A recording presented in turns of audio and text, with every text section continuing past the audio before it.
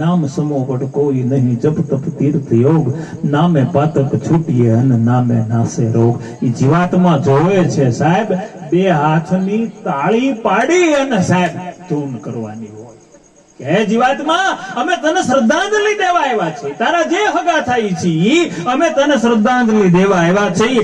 ભાવથી આજનું અમે જે કાંઈ ભજન કરીએ છીએ ને એ છેલ્લે તારા ચરણમાં સમર્પિત કરીને અખિલ બ્રહ્માંડના નાથને ભગવતી જગદંબાને કહેવાનું છે કે આત્મા તારા શરણે આવ્યો છે, એને શાંતિ દેજે, એને જ્યાં રહી ત્યાં એને હારા ઠેકાણે વાસ દેજે. એટલે બધાને તા ઘડીક ભૂલી જવાનું છે કે હું કોણ છું, ઘડીક ભૂલી જવાનું છે કે હું કોણ છું, ઘડીક એટલું યાદ રાખવાનું છે કે હું હાકરમાનો કોઈને કોઈ રીતે સંબંધી છું, કોઈને કોઈ રીતે એનો ઋણી છું અને એને શ્રદ્ધા સુમન અર્પણ કરવા આવ્યો છું.